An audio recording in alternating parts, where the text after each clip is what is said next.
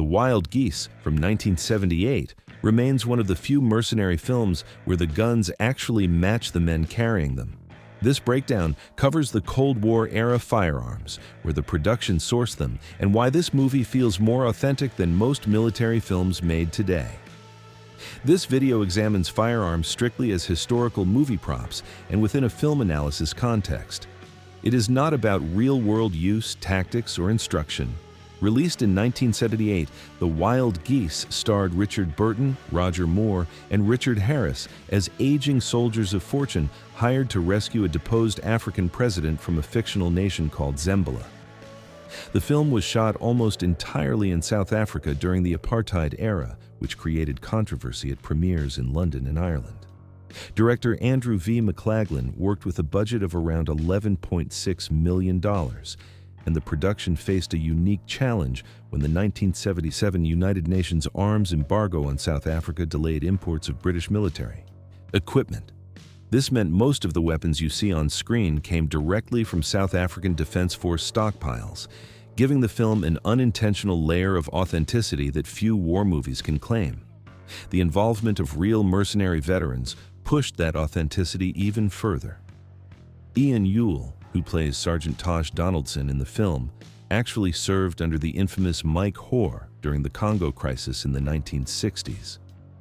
Hoare himself worked as a technical advisor on the production, and his input shaped everything from the unit patches to the weapons handling. When you watch these actors move through the bush with their rifles, you are seeing techniques informed by men who actually did this for a living.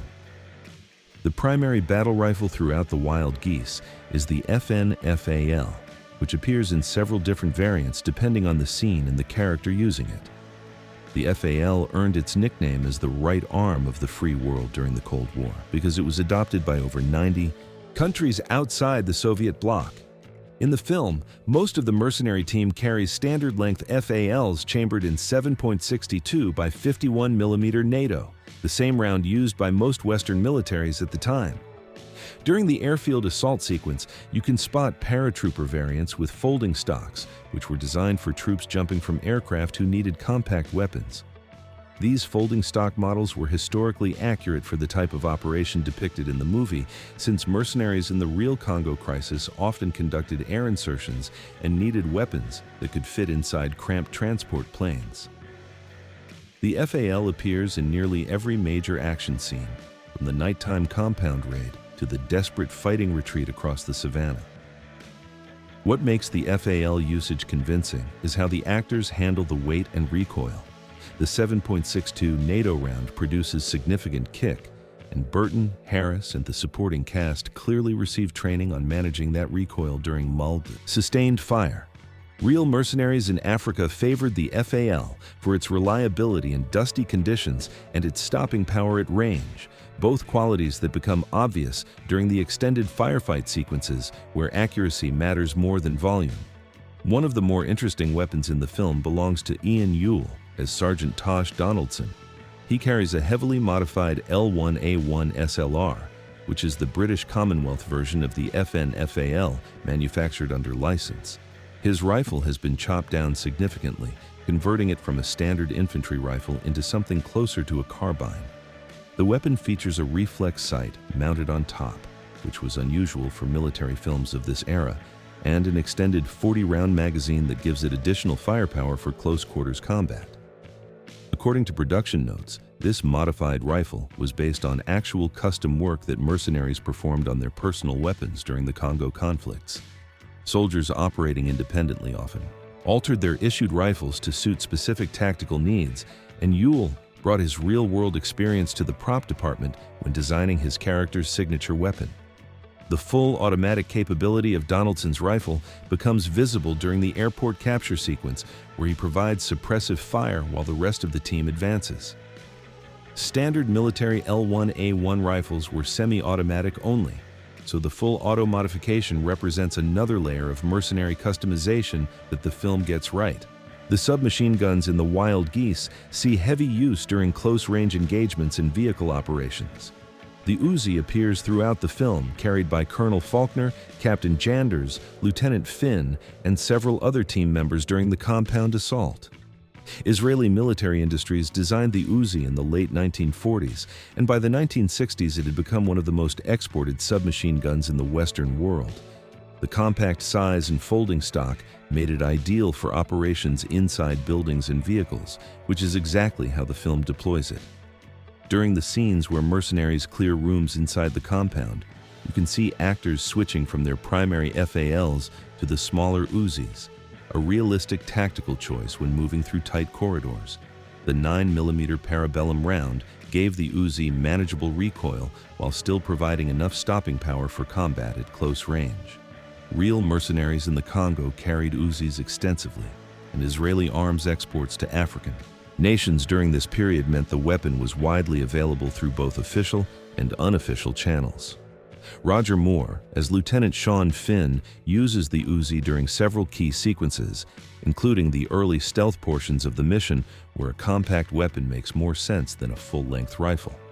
The film also features the SA-23 and SA-25 submachine guns during the airport capture sequence, adding variety to the mercenary arsenal.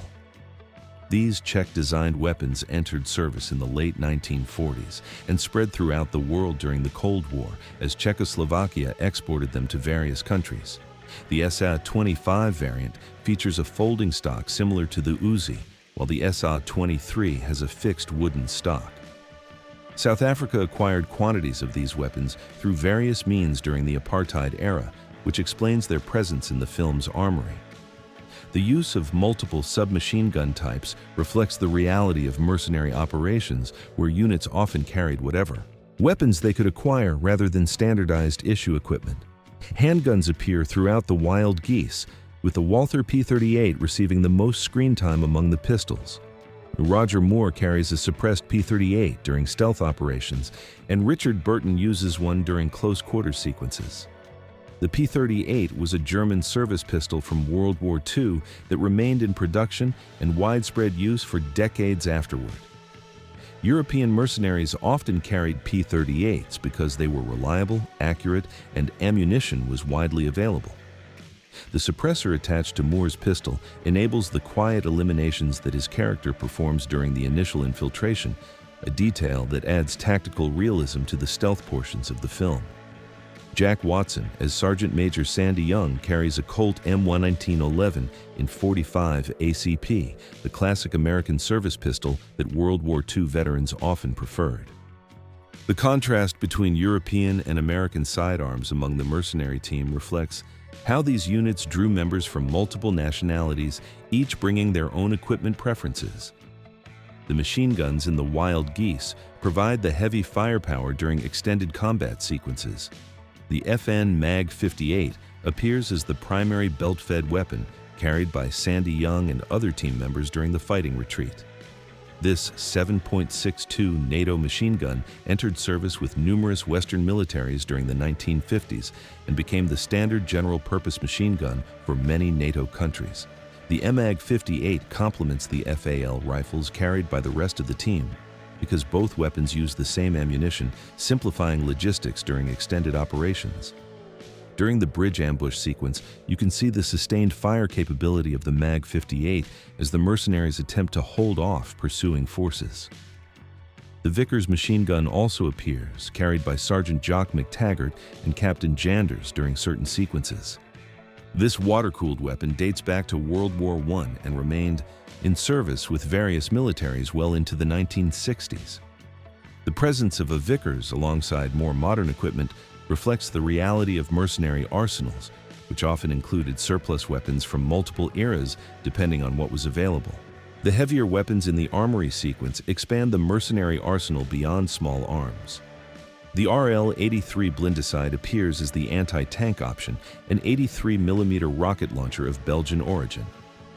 This weapon would have been plausible in the Congo theater because Belgium maintained extensive military ties to its former colony, and significant quantities of Belgian equipment circulated through various channels. The Blindicide provides the team with the capability to engage armored vehicles and fortified positions, both of which they encounter during the film. Fragmentation grenades, including the American Mk2 and British Mills bomb types, appear throughout the combat sequences, used to clear buildings and break up enemy formations.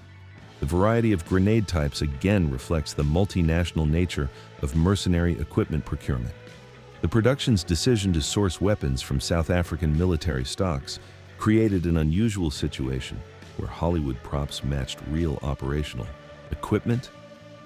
Most war films of this era used whatever weapons the studio armorer could provide, often mixing historically inaccurate pieces for visual variety. The Wild Geese benefits from the restrictions imposed by the UN embargo because the production had to use actual military hardware rather than theatrical substitutes. Mike Hoare reviewed the weapon selection and confirmed that the arsenal matched what his men carried during the actual Congo operations, lending credibility that few mercenary films can claim. The film does take one notable liberty with historical accuracy by arming the enemy forces with FN FALs rather than the AK-47 rifles that real Simba rebels would have carried. This substitution happened for practical reasons, since the South African production had easy access to FALs, while Soviet pattern weapons were scarce due to political tensions. Critics familiar with the actual Congo conflicts have noted this discrepancy, though general audiences rarely catch the difference. The Wild Geese earned mixed reviews upon release, with Roger Ebert calling it a solid mercenary adventure, while Gene Siskel criticized its racial politics. The film performed strongly in Europe, particularly in Germany, where it drew over 3 million viewers. Modern assessments recognize the weapon authenticity while acknowledging the dated political attitudes toward African nations and colonialism. The Cold War-era firearms, the realistic handling by actors trained under actual mercenary veterans, and the sourcing of props from genuine military stocks combine to create a mercenary movie arsenal that Hollywood rarely matches. When Mike Hoare died in 2020 at age 100, obituaries specifically mentioned The Wild Geese as the film adaptation of his Congo exploits, cementing the connection between the movie and the real history it depicted. The Wild Geese stands apart from typical action films because its Cold War movie guns came from actual military stockpiles and real mercenary advisors shaped how actors handled them. Few 1970s military film weapons achieved this level of accuracy, making the movie a time capsule of authentic mercenary equipment from the African conflicts that inspired it.